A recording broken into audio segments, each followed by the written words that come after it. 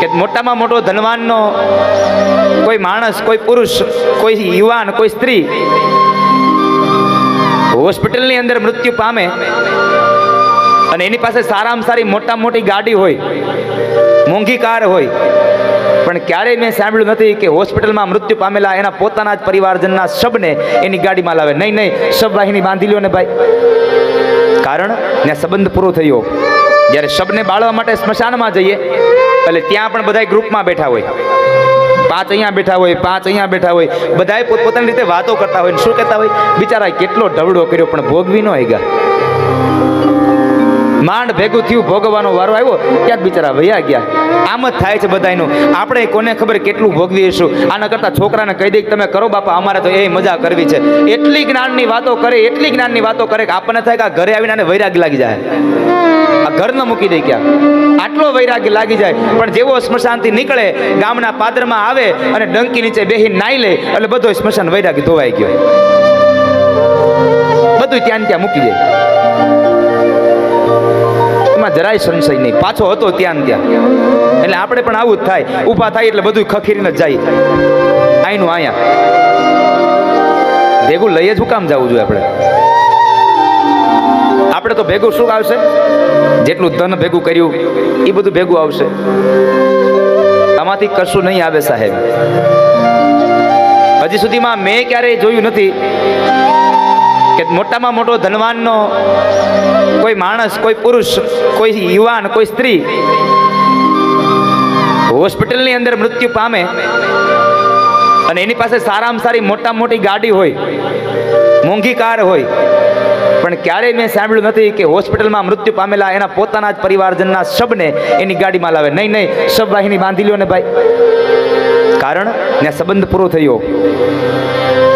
એક જીવ નીકળી જાય એટલે આ શરીર સાથે આપણો સંબંધ પૂરો થઈ જાય.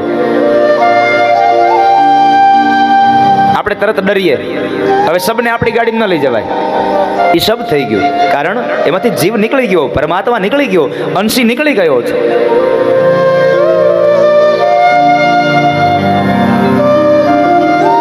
ક્યારે હજી સુધીમાં કોઈ મોટી કારમાં આપણે એને લાવ્યા હોય આવું બન્યું જ નથી. બસ એના માટે શબવાહિની બાંધી લ્યો, શબવાહિની બંધાઈ જાય. અરે એને ક્યાં કરો છો? ઘરે આવશો, ઘરે આવ્યા બાદ એને પલંગ ઉપર નહીં સુવાડે, એને ગાદી ઉપર નહીં સુવાડે, જમીન ઉપર ગાયના છાણનું લીપન કરી અને ત્યાં સુવાડી દેશે. કારણ હવે આને પલંગમાં ન સુવાડાય. અને જો એને પલંગમાં સુવાડો અને પછી પલંગ તમારા ઘરમાં રહે, તમારા ઘરની એક પણ વ્યક્તિ પલંગમાં ન સુવે કોઈ દી. કારણ આમાં એ શબ હુવાયું હતું, એટલા ડરે. સાંજના સમયે મૃત્યુ થયું હોય ને કદાચ આખી રાત શબને ઘરમાં રાખવાનું થાય ને તો એ જ શબ, જે બાપ છે એ બાપનો સગો દીકરો આખી રાત શબ પાસે ન બેસે, ડરે. એ પત્ની પણ ન આવે, ડરે. કારણ હવે મારો સંબંધ પૂરો થયો છે.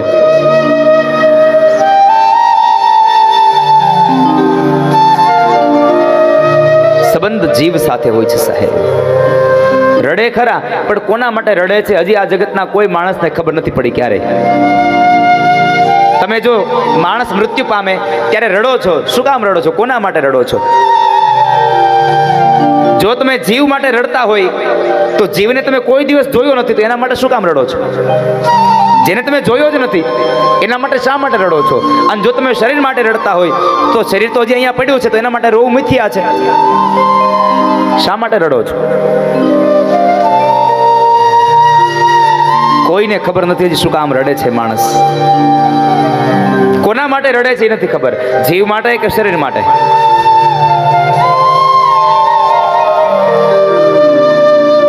ભગવાને સુંદર મજાનો આ દેહ આપ્યો, આ દેહને સાર્થક બનાવજો બાપ. નહીં ગાડીમાં દેહને લાવે, અરે ઘરે આવીને કદાચ હાથમાં વીંટીઓ રહી ગઈ હશે, બધી વીંટીઓ કાઢશે, એમાંની એક વીંટી કદાચ આંગળી ફૂલી ગઈ હશે ને વીંટી નહીં નીકળે ને તો વીંટી કાપી લેશે કે હવે બાપુજી ન વાગે, કાઢી લ્યો. એ કાપીને કાઢી લેશે, જવા નહીં દે.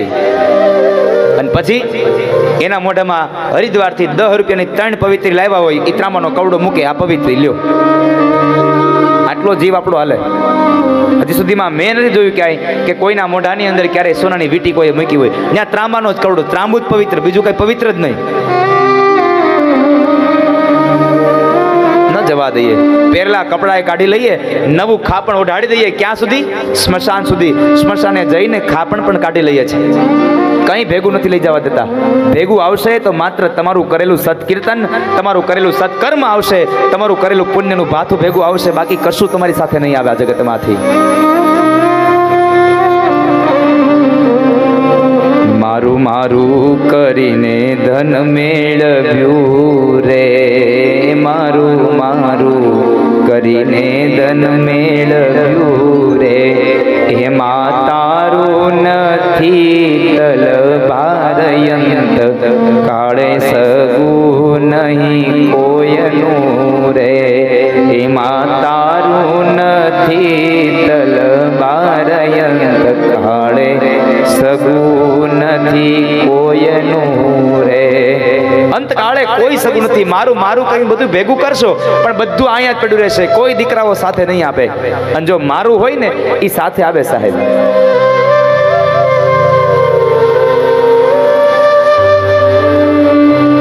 આ શરીર ગમે તેટલું રૂપાળું હશે પણ ક્યારેય કોઈ ઘરમાં નહીં રાખે.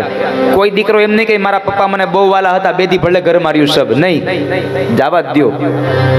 હવે પતી ગયો સંબંધ. અને 5 દિવસ શોક રાખશે અને વળી પાછા મિષ્ટાન ખાઈને ભૂલી જશે. તારો દેહ રૂપાળો રે, નહીં રાખે ઘરમાં ઘડી. તારો દેહ રૂપાળો રે, નહીં રાખે ઘરમાં ઘડી. તારો દેહ રૂપાળો રે, નહીં રાખે ઘરમાં ઘડી. તારો દેહ રૂપાળો રે, નહીં રાખે ઘરમાં ઘડી. તારા સગાને સંબંધી રે, થોડા દીમાં ભૂલી જાશે. તારા સગાને સંબંધી રે, થોડા દીમાં ભૂલી જશે. તારા સગાને સંબંધી રે, થોડા દીમાં ભૂલી જાશે. તારા સગાને સંબંધી રે, થોડા દીમાં ભૂલી જશે. આ કાયામાંથી હંસલો રે, ઓ ચિંતાનો ઉડી જાશે. આ કાયામાંથી હંસલો રે, ઓછી ચિંતાનો ઉડી જશે. ક્યારે આ હંસલો વયો જાશે એનો કોઈ ભરોસો નથી સાહેબ. માટે તમે ભાથું ભેંગું બાંધી લેજો. પછી મેં ગઈકાલે વાત કરી હતી એમ કે કદાચ પછી મર્યા પછી એ આપણા સંતાનો પાછળથી કૂતરાઓને ગાંઠિયા ખવડાવે, એ આપણને મળે કે ન મળે કોને ખબર છે. એમ ના કરતા તમારી જાતે જ ભાથું બાંધતા જાજો. અહીંથી 200-500 કિલોમીટર દૂર જઈએ ને તો એ રસ્તામાં હોટલો આવે, અન્ય ઊભા રહીએ ને ચા નાસ્તો કરીએ, જમીએ. કારણ આપણને ખબર છે કે અહીંયા હોટલ આવશે એટલે ભાતું નથી બાંધતા આપણે. હવે થેપલા બંધ થઈ ગયા લેવાના, નહીં તો બહાર ગામ જવાનું થયું નથી ને કાંઈ થેપલા બનાવ્યા નથી. થેપલા અથાણાનું ગોળ છાશ હોય, બીજું જોઈએ હું. પણ હવે આપણને ખબર છે કે રસ્તામાં સારી સારી હોટલો આવે છે એટલે આપણે એ ભાતા કરી દીધા બંધ. હવે તો ન્યા ડાયરેક્ટ જમી લેવાય ને ગરમા ગરમ, ભલે ને થોડા પૈસા દેવા પડે. એ ખબર છે કે અહીંયા રસ્તામાં હોટલ આવે છે પણ ઉપર જવામાં એટલા કિલોમીટરની મુસાફરી છે એ હજી ખબર નથી. બહુ લાંબી છે એટલી ખબર છે પણ હજી ગયા એને કોઈએ કીધું નથી કે આટલા કિલોમીટર પછી હોટલ આવશે. કોઈનો ફોન હજી આવ્યો નથી કે આટલા કિલોમીટર પછી હોટલ આવશે. તો પછી રસ્તામાં ભૂખ લાગશે તો શું કરશો? એના કરતા ભાથું ભેગું બાંધતા જજો. તને મળ્યો રૂડો મન ખોરે, બાંધી લેને ભવનું ભાથું. મન ખોરે બાંધી લે ભવનું ભાથું. તને મળ્યો રૂડો મન ખોરે, બાંધી લેને ભવનું ભાથું.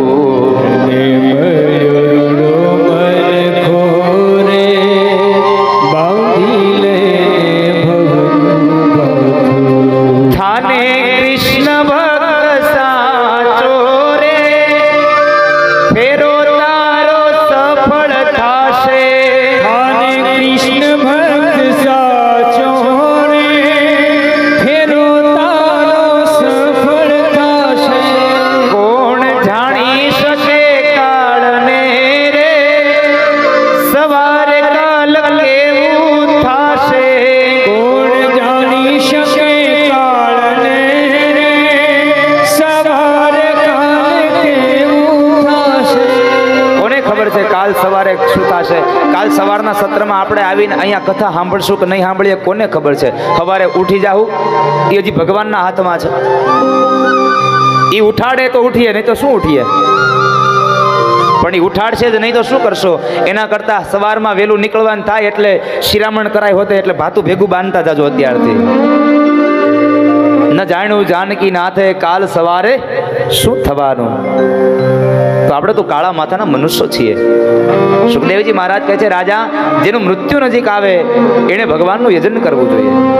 બીજા જે શ્રોતાઓ બેઠા હતા એને વાત કરી બાપજી મહારાજ આને તો ખબર છે કે આજથી 7મે દિવસે એનું મૃત્યુ છે, નજીક છે, પણ જેને ખબર નથી એને પરીક્ષિતની આવરદા બંધાઈ ગઈ હતી 7 દિવસની કે આજથી 7મે દિવસે જ તારું મૃત્યુ થાય, ત્યાર પહેલા ન થાય.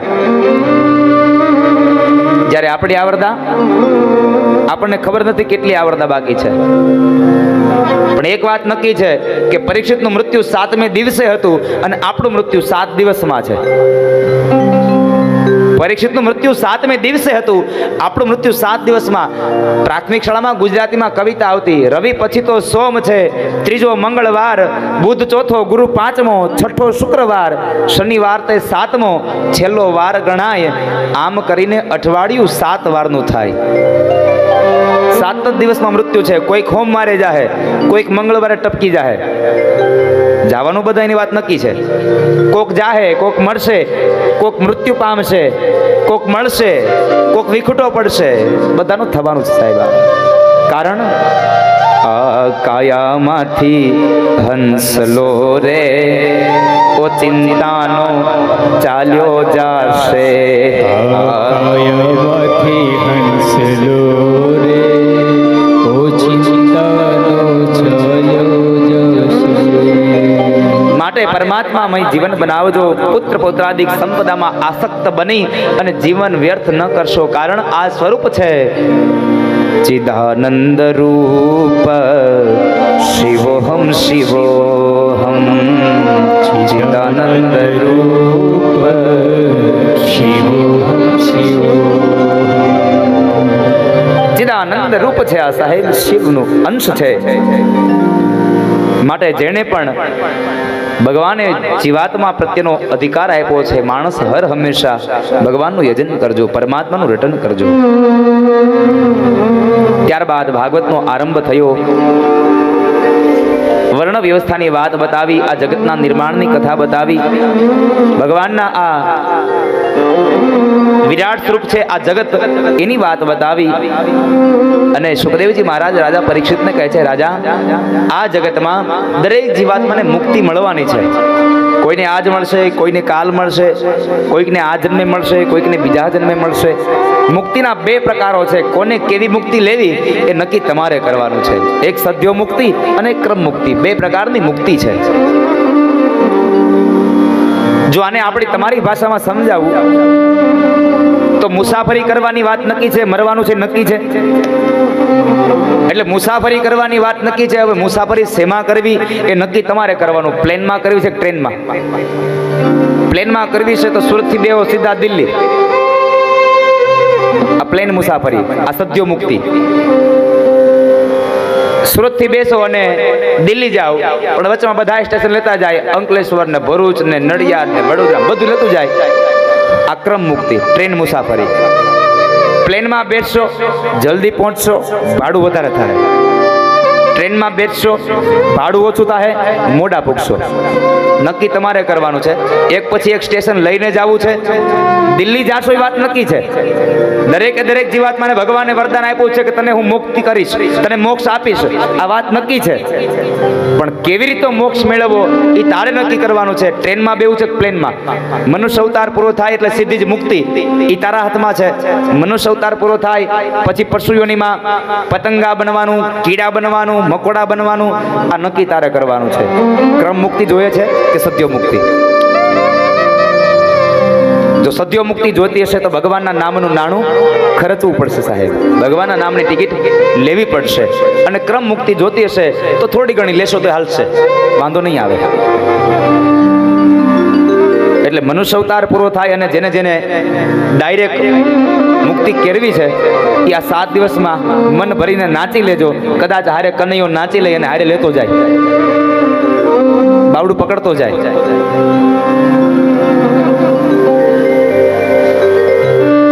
ભાવથી સબ નાચી લેજો બાપ, ગાઈ લેજો કૃષ્ણના ગીતને. અને આપણે ગાવા માટે તો અહીંયા બેઠા છે, બીજું શું કરીશું એને? કથાઓ સાંભળીને આનંદ કરીશું અને નાચી કૂદીને આનંદ કરી અને પરમાનંદની અનુભૂતિ કરીશું. ઘણા લોકો હોય, હમણાં જોતો હોઉં ને કથામાં, હું નાચવાનું કહું ને એટલે 50% લોકો તો માંડ ઊભા થાય, ક્યારેક ક્યારેક 30% થાય, 50%ની ઉપર તો ક્યારેય ગયા જ નથી કોઈ. એ વિચાર કરે કે આપણે ઊભા થવું ને, કદાચ કોઈક બાજુવાળો કે આને ભક્તિ સમરા કાઢી ગઈ. એલા ઈ ભલે કે બોલવા વાળા બોલ્યા કરશે, તું તારું વિચાર, તું તારું જો. અને નરસૈયો કહે છે, હરીને ભજતા હજી સુધી કોઈની લાજ જતા દીઠી નથી. હરીને ભજતા સુધી કોઈની લાજ જતા દીઠી નથી. જેણે જેણે હરીને ભજ્યા છે એમાં ક્યાં કોઈની લાજ ગઈ છે સાહેબ?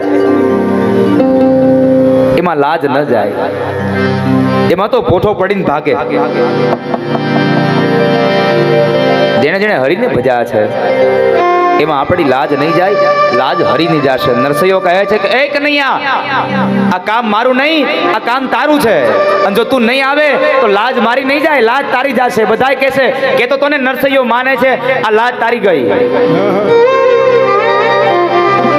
માટે કનૈયા કામ તું કરજે, મારી આ જવાબદારી નથી, જવાબદારી તારી છે. અને જ્યારે આવું તમે ભાવ રાખો ત્યારે કૃષ્ણ આવી અને તમારા કામ કરી જાય. ચાહે પછી એ નરસિંહ મહેતાના પિતાશ્રીનું શ્રાદ્ધ હોય તો ભલે, અને કુંવરબાઈનું મામેરું લઈને જવાનું હોય અને એમાં પથ્થરો હોનામાં મૂકવાનો હોય તો ભલે સાહેબ.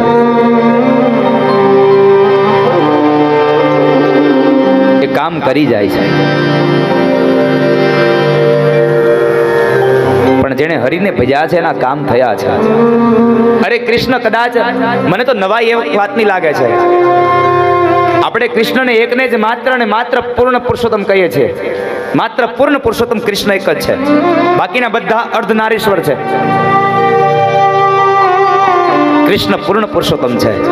આજનો પુરુષ પણ અર્ધનારીશ્વર છે, કળિયુગનો પુરુષ પણ અર્ધનારી છે. આ પૂર્ણ પુરુષ છે. કદાચ નરસિંહ મહેતાનું રૂપ લઈને જાય એમાં નવાઈ નથી. કદાચ મીરાબાઈના ઝેર પીવા જાય એમાં નવાઈ નથી. શામળસો શેઠ બની જાય એમાં નવાઈ નથી. નવાઈ તો ન્યા છે કે સકુબાઈના ઘરના છાણ વસદા કરવા માટે થઈ અને જેને પૂર્ણ પુરુષોત્તમ કીધો છે એ બાઈનું રૂપ લઈ